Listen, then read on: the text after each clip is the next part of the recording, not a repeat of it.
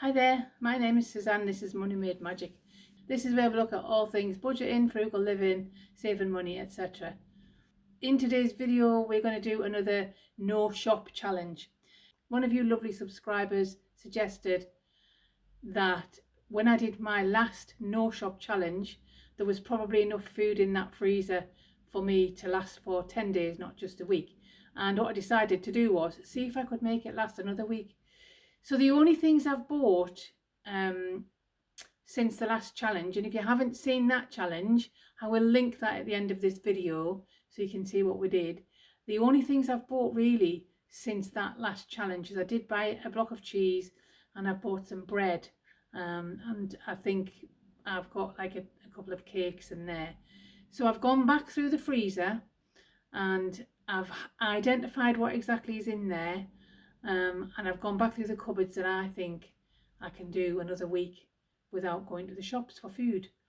Do you think I can do it? Let me know in the comments if you think it's doable.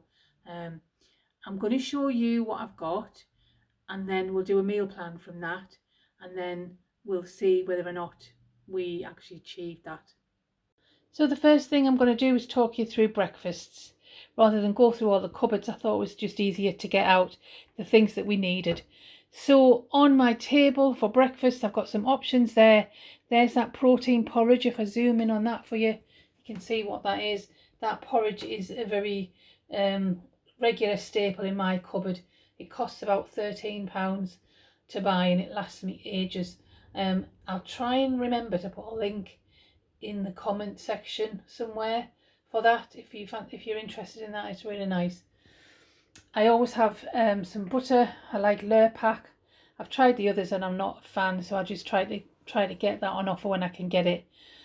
The cheese with chives there, the spready cheese with chives, I got that on my B&M Bargains shop, which I could also link at the end of this video. The toasty bread I bought last week. I ran out of bread and I had to get something. I got that from Iceland. I don't very often go in Iceland. I wasn't very impressed with their bread prices. Nothing under £1 again. The Christmassy jam there for toast, if I have toast, was a gift. I got that for Christmas. I've still not opened it yet. And a peanut butter there. I always have a peanut butter in. So I reckon I've got enough for at least 7 breakfasts, if not more, in that little selection. So for lunches, there's what we have on the table. Let's just talk you through. I got a 4-pack of tuna.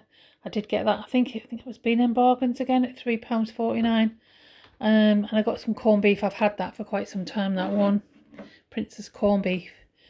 Obviously the butter and the bread were so I can make sandwiches out of the corned beef, the tuna or the cheese. And I'm a very sandwichy person at lunchtime.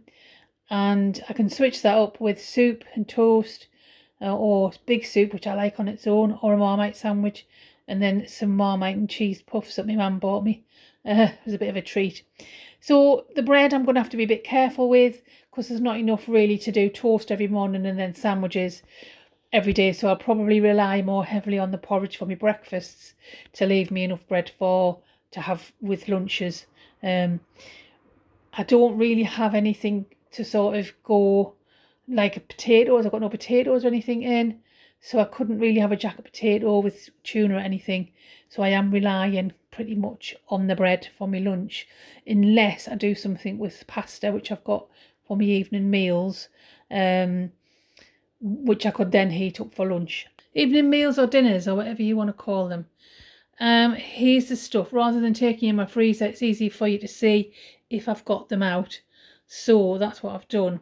Let's have a look and see at these meals. These are meals that I froze because I used the slow cooker and I batch cooked, and I did that either at the end of last year when I was having my surgery and I needed to have lots of meals in, or as I was approaching chemotherapy, and I've got some of these left and they need using because you shouldn't really keep them longer than I think it's about 3 months or something.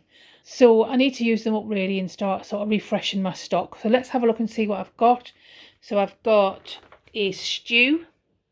That's a 1-pot dinner. So it's stew with potatoes and vegetables. I have got a chilli,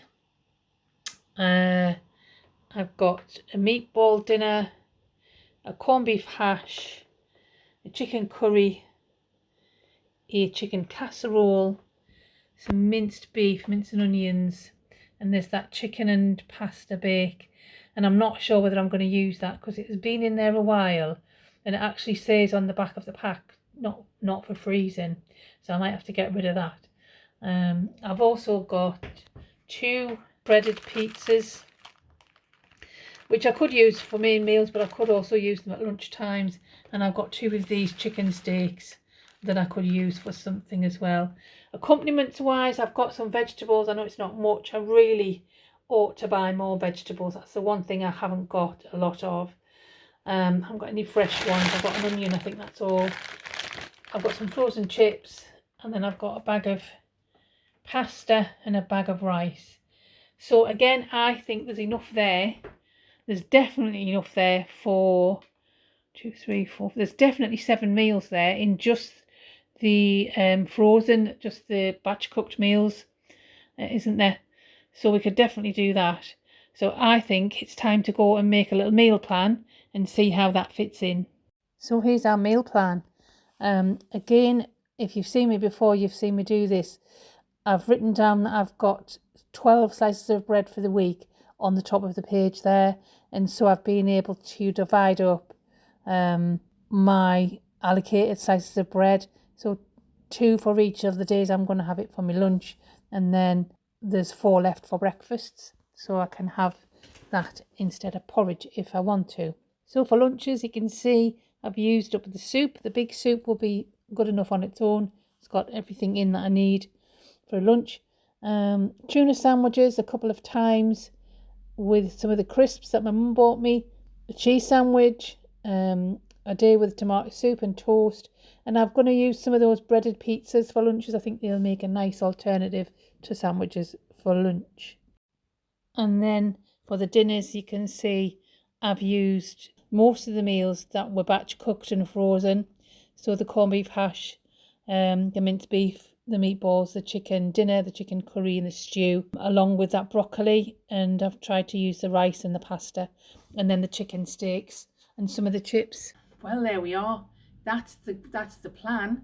Let me know in the comments if you think that's doable. What I'll do is I will film as I go through the week, like I did the last time, and I will put on the meals that I had, so you can see that we've done it, and you can see whether or not I stuck to that meal plan or whether or not I ended up going back to the shops for something.